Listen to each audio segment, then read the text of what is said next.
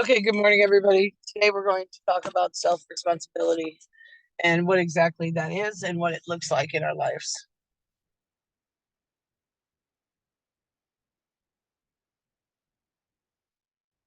Defined, self-responsibility means you're taking responsibility for yourself and acknowledging your mistakes. You're also taking action to minimize consequences of those mistakes. You're taking self-responsibility or responsibility to self is defined as taking responsibility for yourself and acknowledging your mistakes, taking action to minimize the consequences.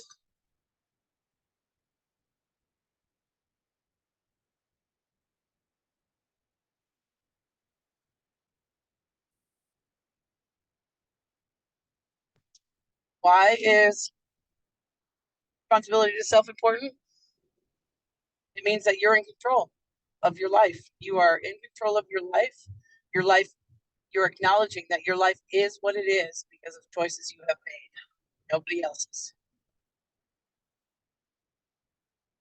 You're taking responsibility for your own life and the choices that make your life your life.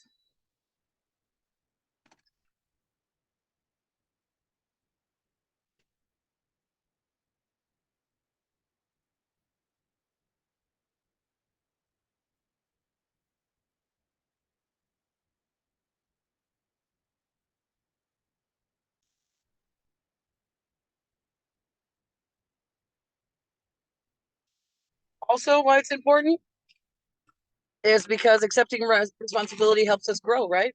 We grow up and it enables us to stand up for ourselves. Finally, we feel like we have a voice and freedom from outside influences. Nobody's going to dictate anymore what we should and should not do with our lives.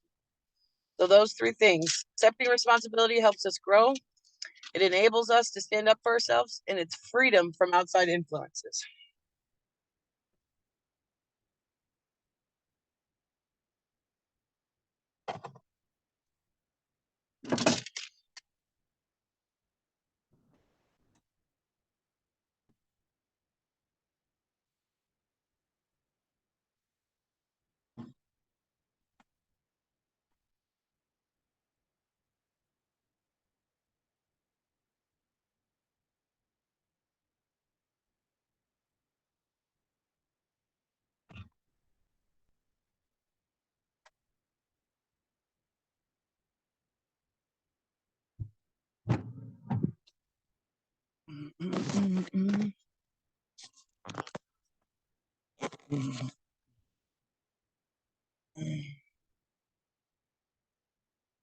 Being able to see that decisions have a direct impact on our life's events is what being able to accept personal responsibility is all about.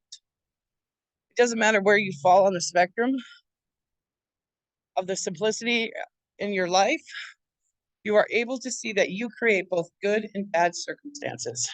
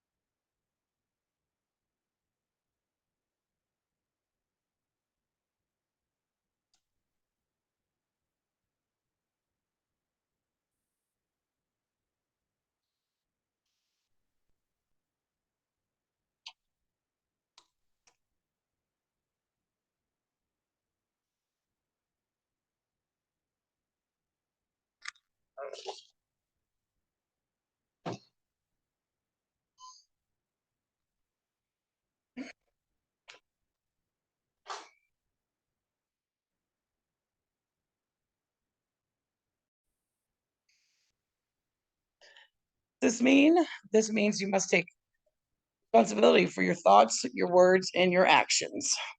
It's about accepting that you are the only one who can change your life for the better.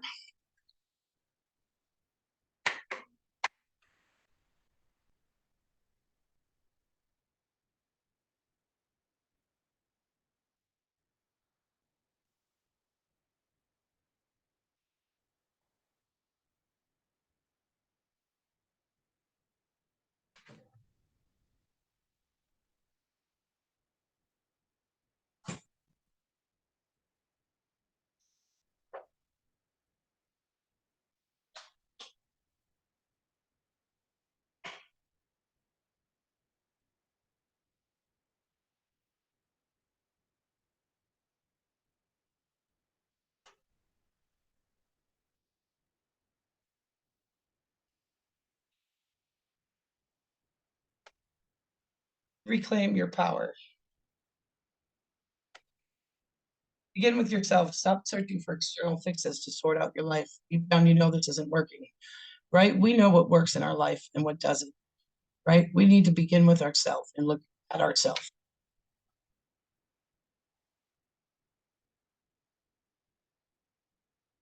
There's no one else to blame for what our life is. We take responsibility. We take back control of our experience.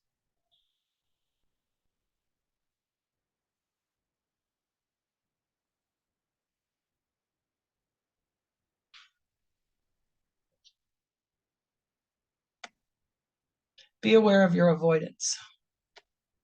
The problem with ducking out on personal responsibility, whether it's simply due to laziness or you're completely overwhelmed with the magnitude of a mistake, it ultimately leads to a multitude of failures.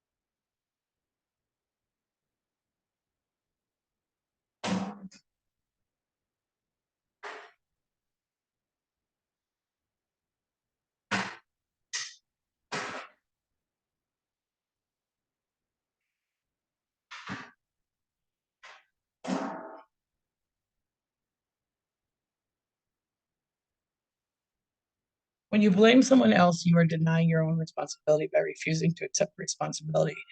You are letting yourself off the hook. When you blame others, you are saying that you are powerless over their behavior. You are giving them power over you. This is a dangerous thing to do. People with low self-esteem tend to blame others for their failures. This causes them to feel bad about themselves.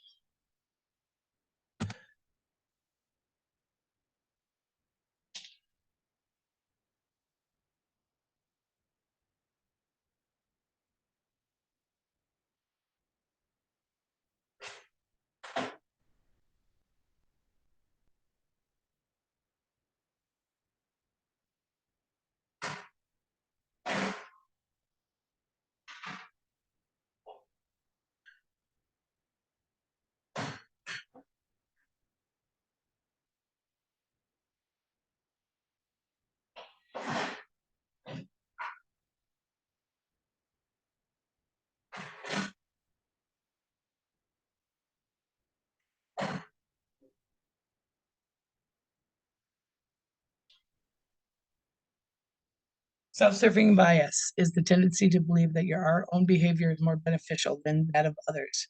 We also tend to believe that our own success is due to our efforts, while others' success is due to luck. That's number two, self-serving bias. Number one was blaming others.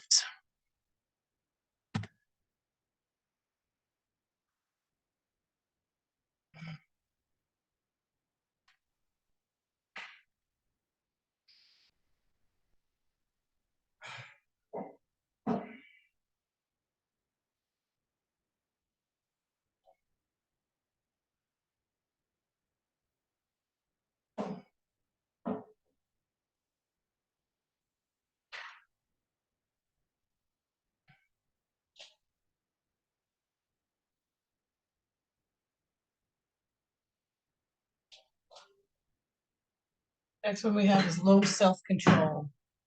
There are many reasons why we fail to follow through on our plans. One reason is that we lack self-control. Lack of self-control means that we have trouble resisting temptations. So this one definitely does not look good in recovery, correct?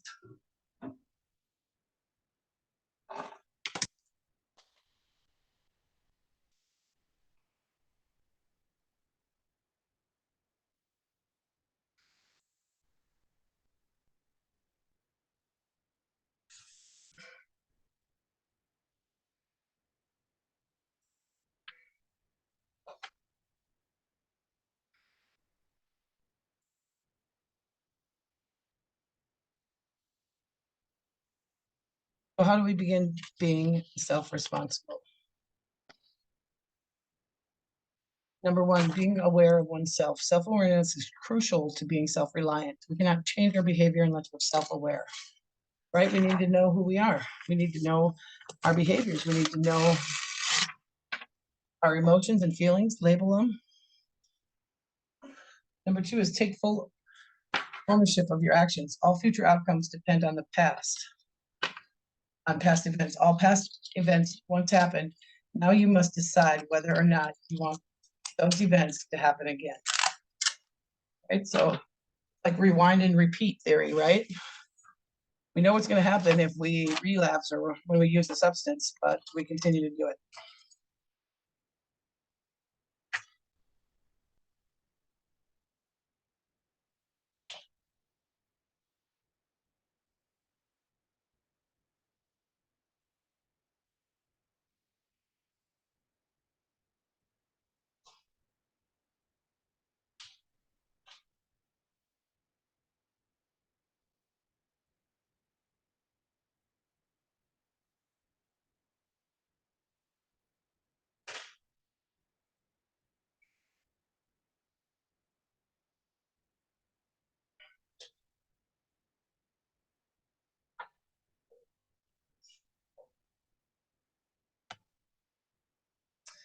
Number three is zoom in and zoom out. Zooming in means focusing on small details of the situation.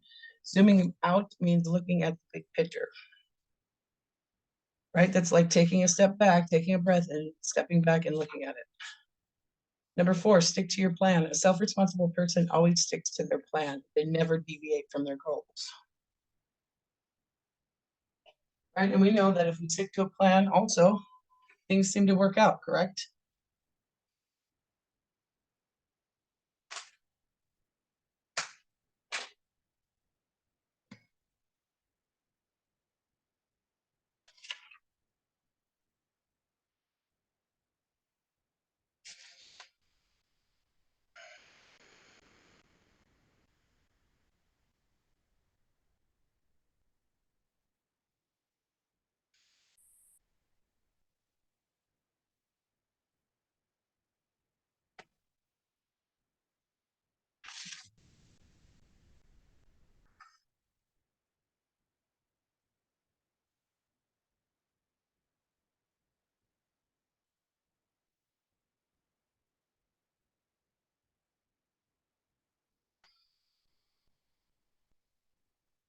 Let's talk about personal responsibility and self-reliance.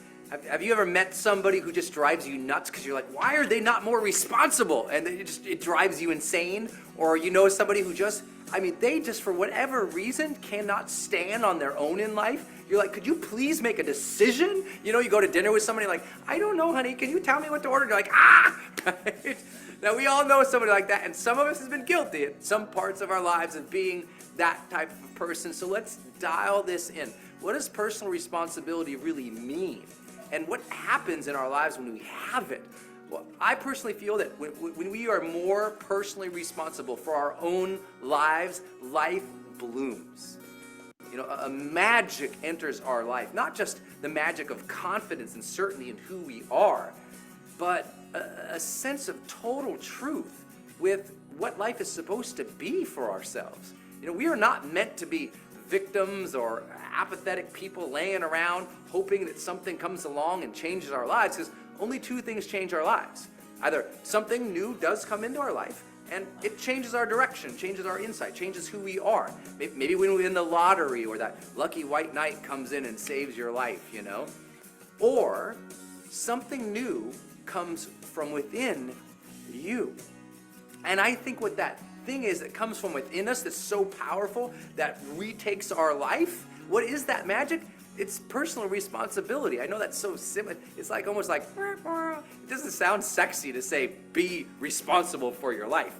But I think we have 5 main responsibilities in our lives. And if we take control of each of these areas of our lives, like a new power comes into our life, a new joy and zest. And I would argue more over time, success, connection, joy, love, abundance come along with it. And that first thing that we are personally responsible for is our aim, right? Our ambition, our desire, our goal, our dream. I just call it our aim. You know, successful people, they look out there and they say, what is it that I desire of my life? And they go for it. You know, they've set an intention. They have set a direction for who they are and where they're going and what is meaningful to them, who they want to have along with them. I mean, their aim is extraordinarily tight. I mean, they really do see where they're going and what they want. They don't always know the full picture. They just kind of know, I want to be like this. I want to do things like this. And they start along that path. And because they're following their own path, even if they don't know where exactly it goes, they're living the adventurous life. You know, they're entering a new phase of their life where they truly feel like this journey is their own versus just being carried along by their parents or their professors or their peers or their coworkers. It's their own. They have their own aim in life.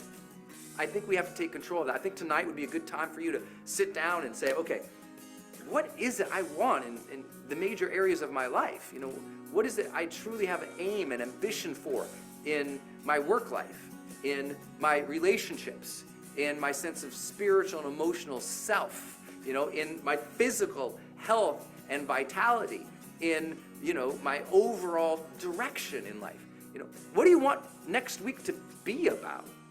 And if you don't know, then you are quote unquote aimless. And when you're aimless, it's pretty easy to feel pretty lost. You know, it's like you kind of wander around and the world is a big wilderness. That's why in Montana we always say the time to have a map is before you enter the woods. You know, the world's a big thicket of crazy throngs of people who have all their wants and their wills. And if you don't have your own direction, if you have not set your own life agenda, they will set one for you. So you have to direct your own aim. The second thing you have to direct is your attention. Where is your attention going each moment of the day, right? The ability to be fully present is really just guiding one's attention to this moment. Giving ourselves an alertness and attention, an awareness to the very now that we are experiencing, right? That's power. When you are more attentive to your life, to the moments that you experience, it's amazing. But attention also applies to what are we paying attention to overall in our life? And most of us are being guided, again, by the aims of others, so we are taken from our own attention of what we should be focusing on and stripped away into the distractions of the world. Most people's attentions are they're not paying attention to what they should be paying attention to based on their goals, their desires, their dreams, or their demands and responsibilities of life. They're paying attention to the distraction that showed up. Oh look, a new Michael Jackson song. That happened right before this video. I'm just saying, you know, sometimes if we're going to accomplish a lot and go where we want to in our lives and really sense the fullness of this moment, we have to guard our attention from all the garbage that can come in and sweep it away. You know, I think the third thing that we are absolutely responsible for in our lives, and when we take responsibility of this thing, life absolutely explodes in joy, and that's our attitude. You know, how are you meeting life? Are you meeting life, you know, energized and alive and buoyant and excited and enthusiastic and positive? Or you can't wait for the next moment to unfold? Or are you like, well, here we go again. And you know these people. Have you seen them? I see them. Watch people when they walk down the street. Damn light. It's like they're so upset. It's like their attitude stinks so bad that I can't stand to be around them. It's just like they're just emanating nasty, dark, bad energy in the world. And why? Because they chose to. And some people say, no, Brennan, no one would choose that. Yeah, they did. They chose to have a bad attitude just enough over a period of time. That became part of their personality. Their attitude now is just fixed. It is closed. It is angry, upset, or bordering on the negative emotional qualities of life, rather than realizing the incredible magic and experience that we all have available to us each and every single moment of the day. There's a lot of magic around here, you know? And when you sense that, when your attitude is open, you're allowing yourself to learn.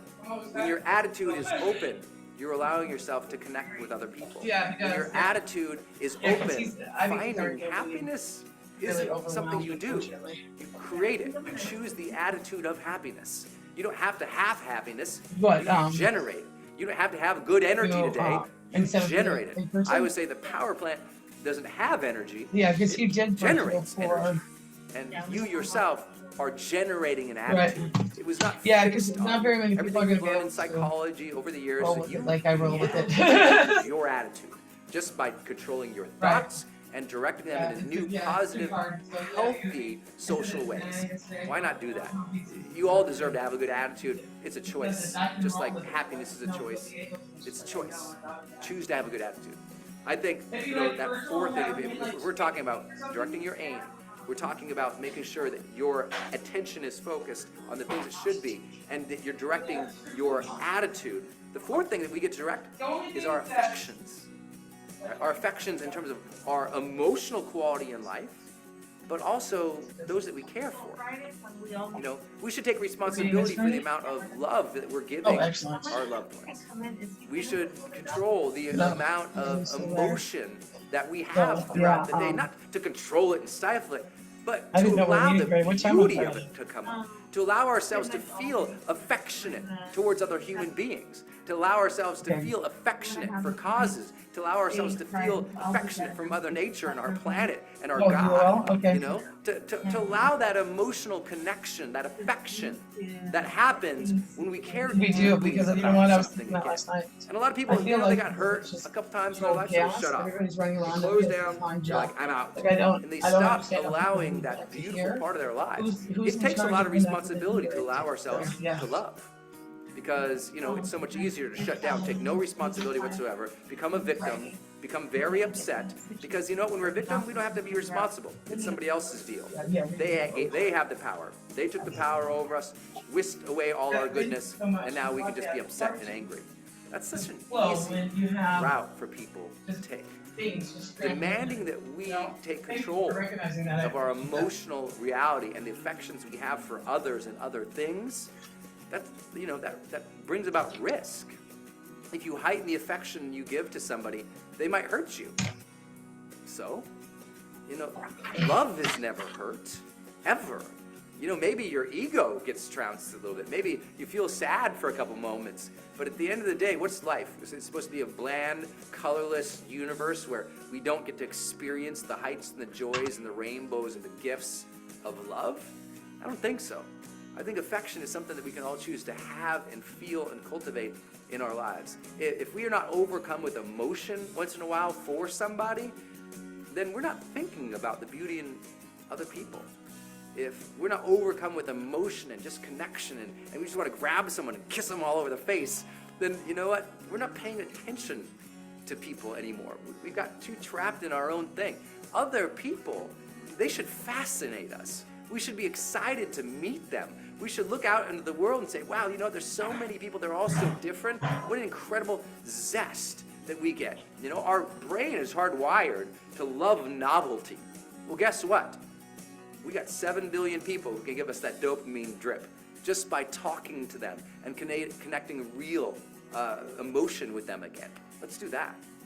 I think that fifth thing that people need to be personally responsible for in our lives is action, right? Our behaviors. What is it that we are doing each and every single day, right? Taking responsibility for our actions, because they are adding to our character and they're adding to our destiny. Who we become is a result of our disciplined actions. Not our random initiatives that we do once in a while to respond to something, but what do I want to be about? And being disciplined about being that. What do I want to achieve? being disciplined about achieving that. What do I want to give or serve? And being disciplined about giving and serving in those ways. When we do that, something completely changes. We get a remarkable amount of momentum and progress in our lives. Our personal responsibility in being able to control our actions and guide them towards healthy and positive outcomes for ourselves, that gives us extraordinary confidence. It gives us an extraordinary sense of progress in life. And when we're confident in who we are, and we're confident in our progress towards where we are moving, then it's a lot easier to sense that magical element called happiness. And it all comes from being responsible for those 5 things. Our aim, our attitude and intentions, our affections, and ultimately our actions we take each day. Because look at the opposite. Look at those who have no aim in life. Look at those who have not controlled their attitude, so they've just taken on and imbued the negative emotional attitude of those around them. Look at those who cannot control their attention during the day. How much they accomplish. Look at those people who have no affection for other people, and they do not control their emotions at all in positive ways. And look at those who are not directing their actions intentionally. What happens? They always end up derailing their life.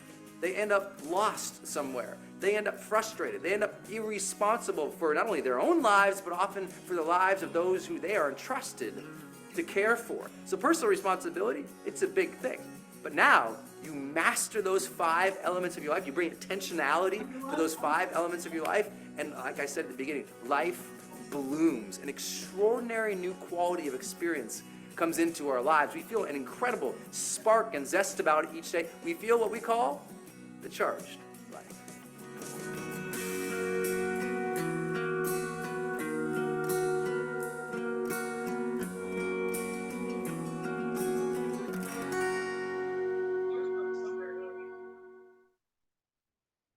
She's probably in the storage room or something.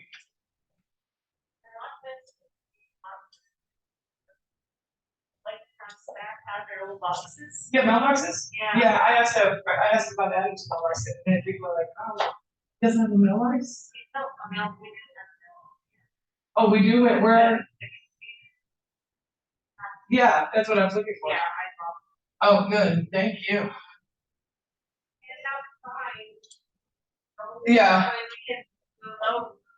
Now, what is specifically, I have a question, because I know we're turning that exam room into, Docs. yeah, doc space, but, so is this the staff only, or is this for clients as well? Because if we have this other kitchen table, I'm like, why don't we have both kitchen tables in there, give them a place to eat? But I know when we do that lunch earlier, but it's just the dinner, so it's pretty simple. There's the dog, it's see if kind of roam around, I bought this.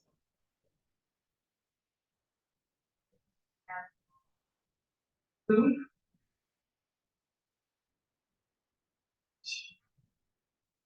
Not a maintenance. My CSW hours, so I'm gonna see if they can, if